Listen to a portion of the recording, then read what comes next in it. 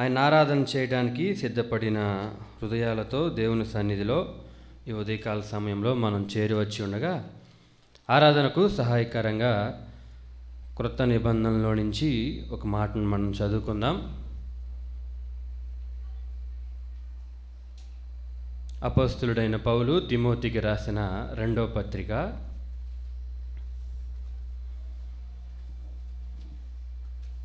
అపోస్తలుడైన పౌలు తిమోతికి రాసిన రెండవ పత్రిక 2వ అధ్యాయం 8వ వచనాన్ని నేను చదువుతున్నాను. కొత్త నిబంధనలో 194 నెంబర్ పేజీ 2వ అధ్యాయం 8వ వచనం. నా సువార్త ప్రకారము దావీదు సంతానములో పుట్టి మృతులలో నుండి లేచిన యేసుక్రీస్తును జ్ఞాపకము చేసుకొనుము. దావీదు సంతానములో పుట్టి మృతులలో నుండి లేచిన యేసుక్రీస్తును జ్ఞాపకము చేసుకొనుము. ప్రభునందు ప్రియమైన సహోదర సహోదరులారా, చాలా స్థలాల్లో పోడియం ఉండేది కదా, పోడియం దగ్గర ఇక్కడేం రాస్తారంటే నన్ను జ్ఞాపకం చేసుకొనుటకి దీన్ని చేయడి అని ఎక్కువ స్థలాల్లో ఎక్కువ మందిరాల్లో ఆ మాటలు చూస్తాం. అయితే ఆరాధనకు చేరి వచ్చిన మనం కూడా ఈ పని చేయడానికే వచ్చాం కదా, యేసుక్రీస్తుని జ్ఞాపకం చేసుకోవడానికి చేరి వచ్చాం. అయితే మనం చదువుకున్న ఈ వచనంలో ఆలోచన చేస్తే అపోస్తలుడైన పౌలు తిమోతికి ఈ పత్రికను రెండోసారి రాస్తూ ఆ 2వ అధ్యాయంలో పైన సైనికుడిలాగా నువ్వు ఉండాలయ్యా, జట్టి అయిన వాడిలాగా నువ్వు ఉండాలి, వ్యవసాయకుడిలాగా నువ్వు ప్రయాసపడాలి అంటూ కింద మనం చదువుకున్న వచనం దగ్గరికి వచ్చేసరికి యేసుక్రీస్తుని జ్ఞాపకం చేసుకో అంటాడు. మృతులలో నుండి లేచిన యేసుక్రీస్తుని జ్ఞాపకం చేసుకో అని తిమోతికి జ్ఞాపకం చేస్తున్నట్లుగా మనం చూస్తాం. ఈ తిమోతి పత్రిక ఈ మొదటి 2 అధ్యాయాల్లో కొన్ని జ్ఞాపకాలు మనకు కనపడతాయి. 1వ అధ్యాయం 3వ వచనంలోను, అలానే ఆ అధ్యాయంలోనే మరొక జ్ఞాపకాన్ని మనం చూస్తాం. 2వ అధ్యాయంలో కూడా ఒక 2 జ్ఞాపకాలు మనకు కనపడతాయి. మనం చదువుకున్న 8వ వచనంలో అయితే యేసుక్రీస్తును జ్ఞాపకం చేసుకో, మృతులలో నుండి లేచిన యేసుక్రీస్తుని జ్ఞాపకం చేసుకో అని అంటున్నాడు. మనం ఆరాధనకు సహాయకరంగా ఈ వచనంలో నుంచి ఒక 3 విషయాలు మనం ఆలోచన చేసుకుందాం. మృతులలో నుండి లేచిన యేసుక్రీస్తును జ్ఞాపకం చేసుకోమంటున్నాడు కదా.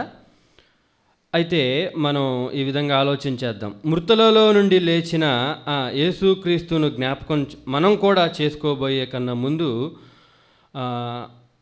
మృతులలో నుండి ఆది సంభూతుడిగా మనం ప్రకటన గ్రంథంలో చూస్తాం. మృతులలో నుండి ఆది సంభూతుడిగా లేచిన ఆ యేసు ప్రభువుకి దొరికిన భాగ్యాలు లేదంటే దొరికిన ఆధిక్యతలు, అది ఎఫెసీ పత్రికలో పౌలు రాస్తా అంటాడు. మృతులలో నుండి యేసు ప్రభు లెగవటం వలన యేసు ప్రభువుకి దక్కిన ఆధిక్యత అంటూ ఆ విషయాలు మనం ఎఫెసీ పత్రికలో తర్వాత చదువుకుంటాం. ఆ తర్వాత 2వ మాట, మృతులలో నుండి యేసు ప్రభు లెగవటం వలన లేదంటే మృతులలో నుంచి ఆయన ప్రథమ ఫలంగా పునరుద్ధాన ఫలంలో ప్రథమ ఫలంగా ఆయన తిరిగి లేవటం వలన మనకు దక్కిన ఆశీర్వాదాలు. మొదటిది, మృతులలో నుండి లెగవటం వలన యేసు ప్రభువుకి దక్కిన ఆధిక్యతలు, ఆయన మృతుల్లో నుండి లేవటాన్ని బట్టి నాకు లేదంటే మనకి దక్కిన ఆశీర్వాదం. 3వది ఏంటంటే మృతుల్లో నుండి లేచిన యేసు ప్రభు యొక్క ఆశ. ఈ 3 మాటలు ఆరాధనలోకి వెళ్ళబోయే ముందు మనం ఆలోచన చేసుకొని ఆరాధనలో ముందుకు సాగుదాం. మొదటిగా మృతులలో నుండి లేచిన యేసు ప్రభుకి దొరికిన ఆధిక్యతను మనం జ్ఞాపకం చేసుకుంటే ఎఫెసీలకు రాసిన పత్రిక 1వ అధ్యాయంలో ఆ మాటలు మనం చూడొచ్చు. చూడండి, ఎఫెసీలకు రాసిన పత్రిక 1వ అధ్యాయం 20-21 వచనాలు కలిసి ఉన్నాయి కదా. ఆ 2 వచనాలు మనం చదువుకుందాం. ఆయన ఆ బలాతిశయము చేత క్రీస్తును మృతులలో నుండి లేపి సమస్తమైన ఆధిపత్యము కంటెను అధికారము కంటెను శక్తి కంటేను ప్రభుత్వము కంటేను ఈ యుగమునందు మాత్రమే కాక రాబో యుగమునందును పేరు పొందిన ప్రతి నామము కంటేను ఎంతో హెచ్చుగా పరలోకమునందు ఆయనను తన కుడి పార్శ్వమున కూర్చుండబెట్టుకొని ఉన్నాడు. 22 కూడా. మరియు సమస్తమును ఆయన పాదముల క్రింద ఉంచి సమస్తము పైని ఆయనను సంగమునకు శిరస్సుగా నియమించెను. ఆ సంఘము ఆయన శరీరము సమస్తమును పూర్తిగా నింపుచున్నవాని సంపూర్ణత అయి ఉన్నది. మృతులలో నుండి యేసు ప్రభు లేవటం వలన ఆ యేసు ప్రభుకి దక్కిన ఆధిక్యతను మనం ఈ విషయాలు ఈ వచనాల్లో, ఈ 4 వచనాల్లో మనం చూడొచ్చు. ఒక దేవుని సేవకుడు అన్నారు, worship without revolution is ideal worship అన్నాడు. అంటే ప్రత్యక్షత లేని ఆరాధన అది విగ్రహారాధన కిందే అని ఆ దేవుని సేవకులు చెప్పుకుంటూ వచ్చారు. నిజమే కదా. ఆరాధనకు చేరి వచ్చిన మనకు కూడా దేవుని ప్రత్యక్షత మనం అర్థం కాకుండా ఆయన సన్నిధిలో మనం అందరితో పాటు కలిసి కూర్చున్నామంటే అది మంచికి పోయి చెడు అయినట్టుగా ఉండిద్ది కదా. కాబట్టి ఎప్పుడూ కూడా ఆరాధన చేసే మనకి దేవుని ప్రత్యక్షత మనకు ఉండాలి. అందుకే లోకాసువార్త 7వ అధ్యాయంలో కూడా పాపాత్మురాలైన స్త్రీ దేవుని దగ్గరికి వచ్చి దేవుని పాదాలు వెనక తట్టుగా ఆయన పాదముల్ని తడిపి ఆయన ఆరాధన చేసినట్లుగా మనం చూస్తాం. అక్కడ కూడా యేసు ప్రభు పలానా ఇంట్లో ఉన్నాడు అని ఆమె తెలుసుకుంది. ఆమెకు రెవల్యూషన్ వచ్చింది, ప్రత్యక్షత, యేసు ప్రభు యొక్క ప్రత్యక్షత తనకు అర్థమైంది. కాబట్టే యేసు ప్రభువుని గురించి తను తెలుసుకుంది కాబట్టే ఆమె వెళ్ళి ఆరాధన చేసినట్లుగా మనం చూస్తాం. కాబట్టి మనం కూడా ఈరోజు ఈ ఉదయకాల సమయంలో ఈ ప్రభు దినాన ఆయన సన్నిధిలో ఆరాధన చేయడానికి మనం చేరి వచ్చి ఉండగా మనకు కూడా ఆయన గూర్చిన ప్రత్యక్షత ఇప్పటికే మనం కలిగి ఉండాలి. అలాంటి ప్రత్యక్షతను మన మనసులో ఉంచుకొని మన ప్రభువుని ఆరాధించే అనుభవంలోకి మనం రావాలి. అందుకే ఆ మాట నిజమే అన్నట్టుగా మనకు అనిపిస్తుంది. కాబట్టి ఈ వచనాల్లో ఎఫెసీయులకు రాసిన పత్రిక 1వ అధ్యాయం ఈ 4 వచనాల్లో యేసు ప్రభు యొక్క ఆధిక్యత మనకు అర్థమైంది. ఆయన మృతుల్లో నుండి లేవటం ద్వారా ఆయన ఎలాంటి స్థాయికి ఆయనకు అనుగ్రహించబడింది, ఆయన యొక్క ఔన్నత్యం ఏంటి అనేది ఈ వచనాల్లో మనం చూడవచ్చు. అందుకే యేసు ప్రభు యొక్క ఈ ఆధిక్యతను బట్టి మనం ఆయన ఆరాధన చేస్తాం. రెండో మాట మనం చెప్పుకున్నాం కదా, యేసు ప్రభు మృతుల్లో నుండి లేచుట ద్వారా మనకి దక్కిన ఆశీర్వాదాన్ని బట్టి ఆయనకి కృతజ్ఞతాస్తుతులు చెల్లిస్తాం. మూడో మాట, మృతుల్లో నుండి లేచిన యేసు ప్రభు కలిగి ఉన్న ఆశ ద్వారా అలాంటి ఆశను మనం తీర్చామా లేదా అని ఒకసారి మనకు మనం పరీక్ష చేసుకుంటూ ఆ విధంగా ప్రభు బలలో పాలు పంపులు పొందేవారిగా ఉండాలి. ఆయన ప్రత్యక్షత అర్థమైతే ఆయన ఆరాధన చేస్తాం. ఆయన మనకిచ్చిన ఆశీర్వాదాలు మనకు అర్థమైతే ఆయనకి థ్యాంక్స్ చెప్తాం, కృతజ్ఞతాస్తుతులు చెల్లిస్తాం. ఆయన మన నుంచి కోరుకునేవి, ఆయన యొక్క ఆశ మనకు అర్థమైతే ఆ విధంగా జీవించి ప్రభువుని స్తుతిస్తూ ప్రభువుని ఆరాధించే అనుభవంలోకి మనం వస్తాం. అదే తిమోతికి రాస్తూ 2వ పత్రిక 2వ అధ్యాయంలో మృతుల్లో నుండి లేచిన యేసుక్రీస్తును జ్ఞాపకం చేసుకో అని తిమోతికి చెప్తున్నట్లుగా మనం చూస్తాం. ప్రభునందు ప్రియులరా, ఈ ఉదయకాల సమయంలో కూడా మన ప్రియ ప్రభు వారిని మనం జ్ఞాపకం చేసుకోవడానికి చేరి వచ్చి ఉండగా ఆయన యొక్క ఆధిక్యత మనకి ఈ వచనాల్లో మనకు అర్థమవుతుండగా మన ప్రియ ప్రభు వారిని ఆయన యొక్క ఔన్నత్యాన్ని బట్టి, ఆయన యొక్క మహిమను బట్టి కదా, ప్రతి నామము కంటే ఎంతో హెచ్చుగా ఆయన నామాన్ని దేవుడు ఆ విధంగా ఉంచాడని, పరలోకమందు కుడి పార్శ్వమున కూర్చుండబెట్టుకుని ఉన్నాడని, ఆయన యొక్క గొప్పతనాన్ని బట్టి మనం ఏం చేయాలంటే ఆయన ఆరాధన చేయాలి. ఆయన మన కోసం చేసిన, మనకిచ్చిన గొప్ప ఆశీర్వాదాన్ని బట్టి మనం ఏం చేయాలంటే ఆయన కృతజ్ఞతలు చెల్లించాలి. అందుకే దేవుని సేవకులు ఇలా చెప్తూ స్తుతి ఆరాధన గురించి చెప్తూ, మనం పొందిన సహాయంలో నుంచి పుట్టేది స్తుతి అయితే, మనకి ఎవరైతే సహాయం చేశారో ఆ వ్యక్తి యొక్క వ్యక్తిత్వంలో నుంచి పుట్టేదే ఆరాధన అన్నారు. ఆరాధన అంటే మనకి సహాయం చేసిన వ్యక్తి ఉంటాడు కదా, ఆ వ్యక్తి యొక్క వ్యక్తిత్వం మనకు అర్థమైనప్పుడు మన నుంచి వచ్చే స్పందన ఆరాధన. ఆ వ్యక్తి మనకు ఎంత సహాయం చేశాడో ఆ పొందిన సహాయాన్ని బట్టి మన నుంచి వచ్చే రెస్పాన్స్ని ఏమంటారంటే దాన్ని స్తుతి అంటారు. ఈ ఉదయకాల సమయంలో కూడా మృతుల్లో నుంచి లేచిన యేసు ప్రభు యొక్క ఆ ఆధిక్యతని, ఆయన యొక్క ఔన్నత్యాన్ని, ఆయన మహిమను మనకు అర్థం చేసుకుంటే మనం చేసేది ఏంటంటే, మన నుంచి వచ్చే స్పందన ఏంటంటే ఆరాధన చేయటమే. నువ్వు మా కొరకు ఈ భూలోకానికి వచ్చి ఇందాక మనం పాడుకున్నాం కదా, మేము వెదకకుండానే వెదకని నాకు దొరికి నా పాపమంతటినీ తొలగించడానికి ఆ కల్వరిగిరిలో మీరు చనిపోయారు ప్రభువా అని మనందరం కలిసి పాడుకున్నాం. చనిపోయి ఆయన అలానే ఉండలేదులే కానీ ఆయన మరణాన్ని జయించి మృతుల్లో నుండి లేచిన వాడిగా మనం చూస్తాం. ఆ మృతుల్లో నుండి తండ్రి అయిన దేవుడే యేసుక్రీస్తుని లేపినట్లుగా ఈ వచనాల్లో మనకు అర్థమవుతుంది. లేపి ఆయనకిచ్చిన స్థానాన్ని మనం చూస్తున్నాం కదా, ఆయనకి ఆపాదించబడిన ఆధిక్యత మనం ఈ వచనాల్లో చదువుకుంటున్నాం కదా. అలాంటి స్థాయి కలిగిన దేవుడు మనల్ని రక్షించటానికి ఈ భూలోకంలో తన్ను తాను ఏ విధంగా తగ్గించుకున్నాడో మనందరం బాగుగా ఎరుగుదాం. కాబట్టి దేవుని యొక్క ఈ ఆధిక్యతలు మనకు అర్థమవుతుండగా యేసు ప్రభు వారిని మనం గణపరచకుండా ఉండలేం, ఆరాధన చేయకుండా ఉండలేం. రెండవదిగా మనం మరలా తిమోతికి రాసిన 2వ పత్రికలోకి వస్తే 2వ మాట, మృతుల్లో నుండి లేచిన యేసుక్రీస్తు ద్వారా మనకి దక్కిన ఆశీర్వాదాలని మనం ఈ పత్రికలోనే జ్ఞాపకం చేసుకోవచ్చు. 1వ అధ్యాయం 1వ వచనంలో ప్రారంభంలోనే ఉండిద్ది, క్రీస్తు యేసునందున్న జీవమును గూర్చిన వాగ్దానము. ఆ తర్వాత అదే అధ్యాయంలో 9-10 వచనాలు కలిసి ఉంటాయి.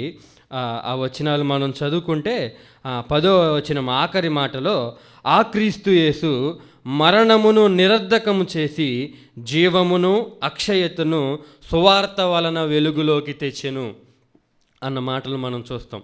అంటే ఈ విషయాలు ఈ 2 వచనాలను బట్టి మనం ఆలోచన చేస్తే దీనికి సహాయకరంగా పేతురు రాసిన మొదటి పత్రికలో కూడా ఆ వచనం స్పష్టంగా మనకి ఇంకా ఆ మృతుల్లో నుండి లేవటాన్ని బట్టి మనకు దొరికిన ఆశీర్వాదం ఏంటో మనకు అర్థమైంది. రండి, పేతురు రాసిన మొదటి పత్రిక 1వ అధ్యాయం 3-4 వచనాల్లో, మన ప్రభువగు యేసుక్రీస్తు తండ్రి అయిన దేవుడు స్తుతింపబడునుగాక, మృతులలో నుండి యేసుక్రీస్తు తిరిగి లేచుట వలన జీవముతో కూడిన నిరీక్షణ మనకు కలుగునట్లు, అనగా అక్షయమైనదియు నిర్మలమైనదియు వాడబారినదియునైన స్వాస్థ్యము మనకు కలుగునట్లు ఆయన తన విశేష కనికరము చొప్పున మనలను మరలా జన్మింపచేసెను. మృతులలో నుండి యేసుక్రీస్తు తిరిగి లేచుట వలన మనకు దక్కిన ఆశీర్వాదం ఏంటి? జీవాన్ని దేవుడు మనకు అనుగ్రహించాడు.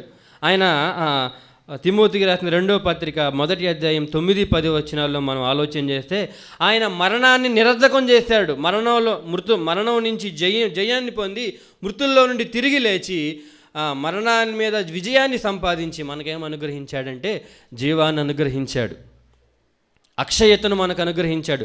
ఇదే మాటను తీతుకు కూడా రాస్తూ 1వ అధ్యాయంలో నిత్య జీవం అన్న మాటని కోట్ చేస్తూ ఉంటాడు. అంటే జీవము, నిత్య జీవము అది పరలోకంలో స్వాస్థ్యముగా మనకు ఉంచబడి ఉన్నది అన్న విషయాలు మనం సారికి వింటూ ఉంటాం కదా.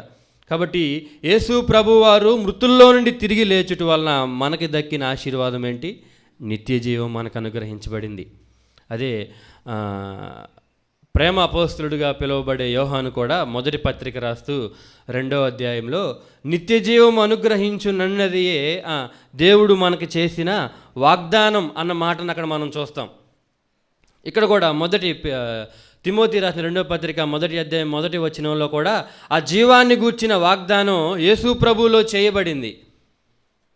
ఆ వాగ్దానమే యేసు ప్రభు ఈ భూలోకంలో ప్రత్యక్షం అవటం వలన ఆ వాగ్దానం మన జీవితాల్లో నెరవేరినట్లుగా మనం చూస్తాం. ప్రామిస్ ఆఫ్ లైఫ్ మొదటి వచనంలో ఉంటే ప్రజెంటేషన్ ఆఫ్ లైఫ్ 10వ వచనంలో మనం చూస్తాం. యేసు క్రీస్తులో ఆ వాగ్దానం దాచబడి ఉంది. యేసు క్రీస్తు ద్వారా ఆ వాగ్దానం మనకి దక్కింది. అదే నిత్య జీవం, అదే మృతుల్లో నుండి తిరిగి లేచిన యేసు ప్రభు ద్వారా మనకి లభించిన ఆశీర్వాదం.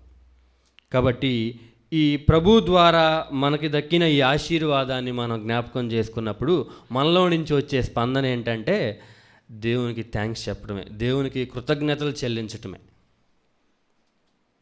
మృతుల్లో నుండి లేచిన యేసు ప్రభువుకి దక్కిన ఆధిక్యతను మనం జ్ఞాపకం చేసుకున్నప్పుడు మనం ఆయన ఆరాధన చేయాలి.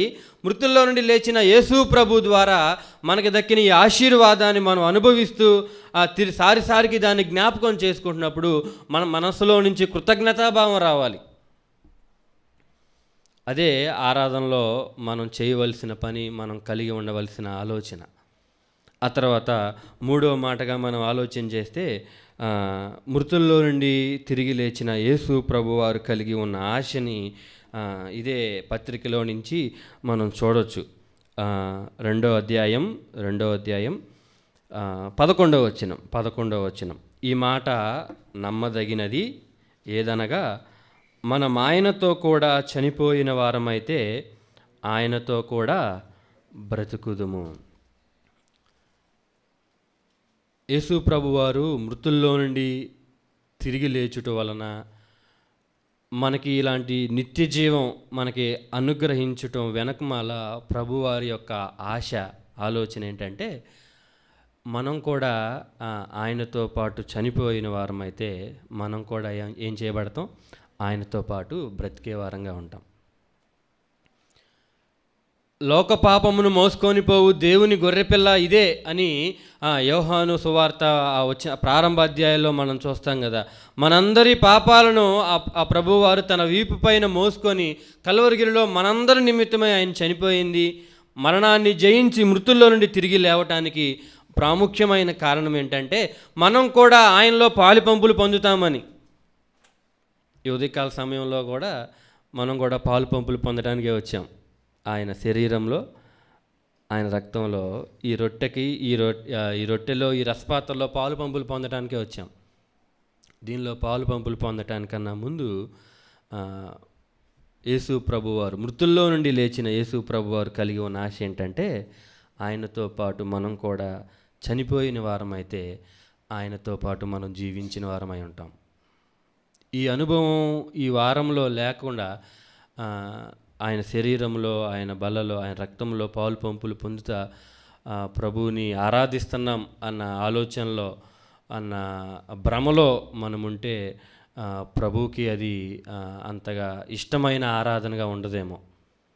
కాబట్టి ఈ ఉదయకాల సమయంలో ప్రభువుని ఆరాధన చేయడానికి చేరి వచ్చిన మనం ఈ 3 విషయాలను మనం జ్ఞాపకం చేసుకుందాం.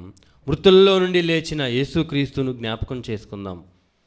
జ్ఞాపకం చేసుకోవటం అంటే మృతుల్లో నుండి ఆయన లేవటం ద్వారా ఆయనకు దక్కిన ఆధిక్యత. దాన్ని బట్టి మనం ప్రభువారిని గణపరుస్తూ ఆరాధన చేద్దాం. మృతుల్లో నుండి లేచిన యేసు ప్రభువుని జ్ఞాపకం చేసుకోవటం అంటే ఆయన లేవటం ద్వారా నీకు నాకు దక్కిన ఆశీర్వాదాన్ని జ్ఞాపకం చేసుకుంటూ, ప్రభువా ఇటు ఆశీర్వాదానికి నేను పాత్రుని కాదు, నువ్వే నన్ను యోగ్యుడిని చేసావు, నీకు థ్యాంక్స్ ప్రభువా, నీ కృతజ్ఞతలయ్యా అని చెప్పి మృతుల్లో నుండి లేచిన ఆ యేసు ప్రభువారు కలిగి ఉన్న ఆశ ఈ వారమంతా ఆ ప్రభు కొరకు పాపం విషయంలో మనం చనిపోయిన వారంగా ఉన్నామా అని మనం పరీక్ష చేసుకుంటూ మన మనస్సాక్షి ఎలాంటి దోషారోపణ చేయకుండా, ఎలాంటి ఆటంకం మన మనసులో మనకు కలిగించకుండా ఉంటే, ప్రభువా నీ ఆధిక్యతను బట్టి నీకు ఘనత మహిమ ప్రభావాలు, ఇందాక పాట పాడుకున్నాగా, ఘనత మహిమ ప్రభావాలు మీకే అంటూ నీకు స్తోత్రాలు ప్రభువా అని చెప్పి, నువ్వు మాకు ఇచ్చిన ఆశీర్వాదాన్ని బట్టి నీ కృతజ్ఞతలయ్యా అని చెప్పి ప్రభువుని ఆరాధన చేద్దాం. ఈ చిన్న తలంపులు దేవుడు మన ఆరాధన కొరకై దీవించునుగాక.